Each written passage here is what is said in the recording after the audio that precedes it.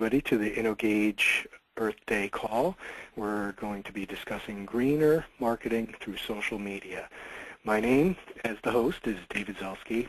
I am the Director of Client Services for Earth Day New York, which is a nonprofit organization based in New York City that advocates the educational facilities to teach children about the Earth. And we sponsor our Earth Day Fair, which is on Friday and Saturday at Grand Central Station in New York, right outside Grand Central Station.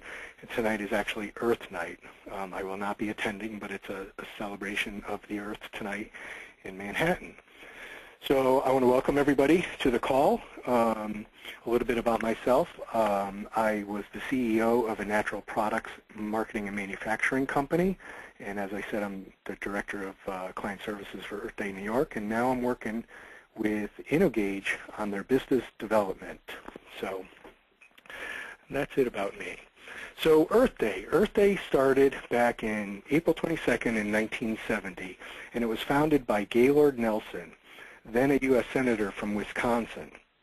And his purpose was, he said, to shake up the political establishment and force the environmental issue onto the national agenda. It was a gamble, but it worked, and it's very apparent that it worked because on the first Earth Day he had 20 million Americans attending, and in 1990 he had 200 million in 141 countries, and it's been growing ever since. And next year marks the biggest occasion, which is 2010, the 40th anniversary, so we're really looking forward to that. So what does it mean by going green? Everybody's got a different definition of going green. My simplest definition of being green is to be responsible in the ways that we consume and dispose of things that will help protect the world for future generations. At first, in the 70s and 60s, it was a crazy idea. There was a few people that did it. And then it became hip around the time the Inconvenient Truth came around, when Al Gore started speaking about it and really brought it to light of, global warming and, what's going on with the environment.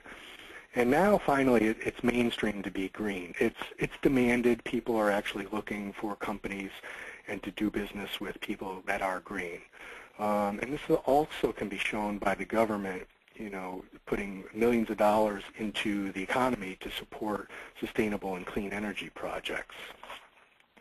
To follow being green, what you got to do is follow the 3 R's, which is reduce, reuse, and recycle. Reduce means to, look at limiting trips to the store or things we buy. Reuse or repurpose is look at ways to reuse things instead of throwing them away or use them for a different purpose. One of the things that we do is we purchased reusable grocery bags so we don't have to take those plastic bags away from the store. And recycle, we need to separate our plastics and metals and recycle them instead of disposing of them, because they can be made into different things and they don't have to fill up the landfill and just deteriorate. So now a little bit about InnoGage. The advent of the Internet was a wonderful thing, though it was very static and not very interactive. Web 2.0 brought in a more meaningful user experience to the Internet.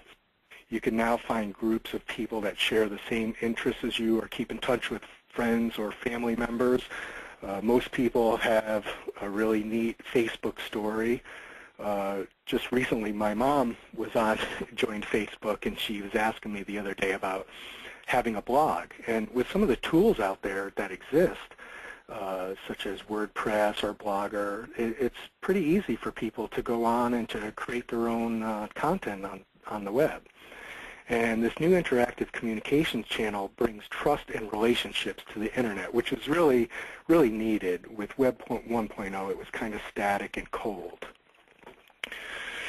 So the print media that we currently use today is sort of like the Web 1.0.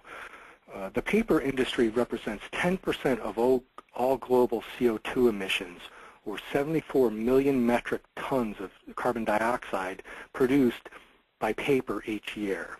The paper industry uses more than 23.5 billion kilowatts of electricity per year, and it's also the second, it uses the most water than any other industry.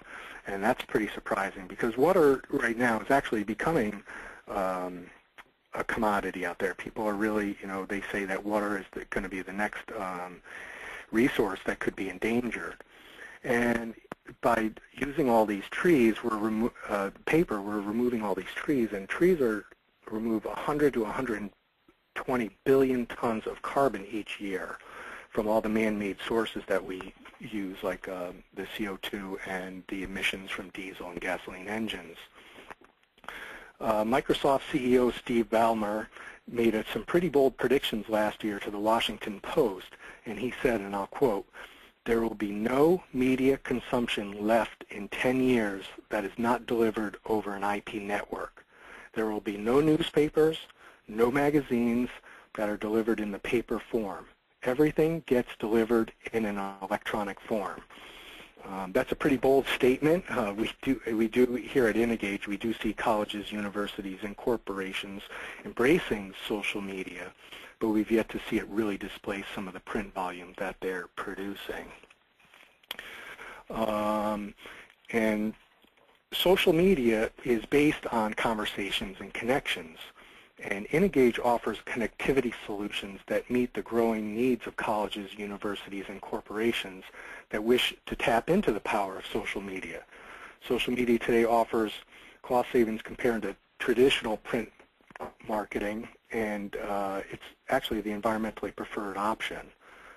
This social media on the internet also scales cost effectively. It's virtually free to add people to your conversations. Like, it doesn't cost you anything to add 10 or 100 new friends to your Facebook page. So InnoGage can help you maximize your exposure, free time, and profits, and get you into the social media channels.